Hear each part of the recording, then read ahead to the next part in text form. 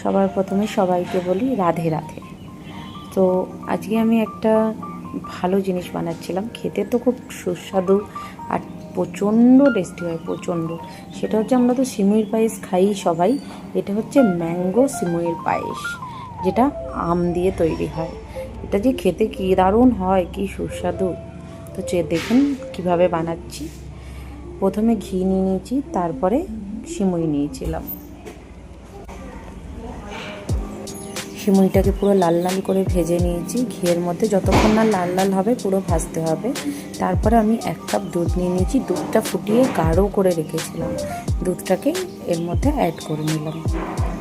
দেন এটাকে ভালো করে একটুখানি মিক্স করে এটাকে ফুটতে দিতে হবে, যতক্ষণ না এটা ভালো মতো ফুটছে, যতক্ষণ না সিমুইটা বয়েল হচ্ছে। তো চলুন সিমুইটা বয়েল হওয়ার জন্য একটু ছেড়ে দিই।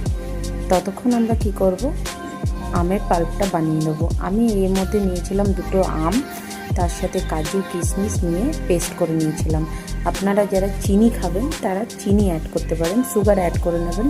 আমি যেহেতু চিনি একদমই খাই না, আমার চলে না চিনিটা, তাই জন্য আমি চিনি অ্যাড করিনি। এই পেস্টটাকে বানিয়ে নিলাম। তার করতে করতে দেখুন এটা ফুটে গেছে, অনেকটাই ফুটে সেদ্ধ হয়ে গেছে, মোটামুটি ভালোই সেদ্ধ হয়ে গেছে। এটাকে একটু গাঢ় করে নেব ফুটিয়ে।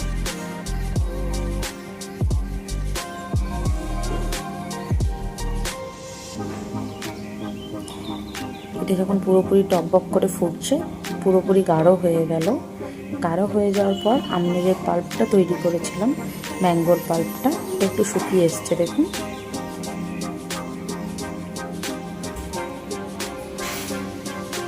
এটা পুরো মাখা মাখা হয়ে যাবে, এর মধ্যে অ্যাড করে নেব আমের পাল্পটা।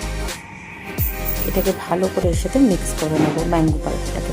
তখন আমরা কিছুক্ষণের জন্য এটাকে বন্ধ করে নেব, একদম যাতে ওভেন অন না থাকে, দিয়ে এটাকে ভালো করে মিক্স করে নিলাম।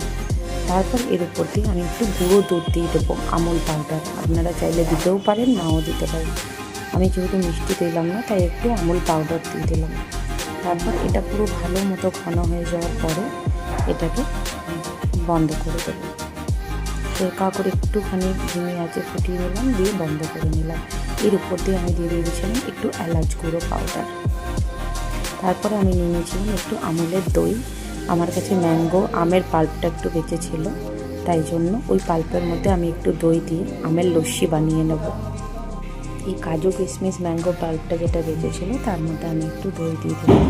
দই দিয়ে এটাকে ভালো করে মিক্সার গ্রাইন্ডার মিক্স করে নিলাম, দিয়ে এর মধ্যে একটু ঠান্ডা জল অ্যাড করে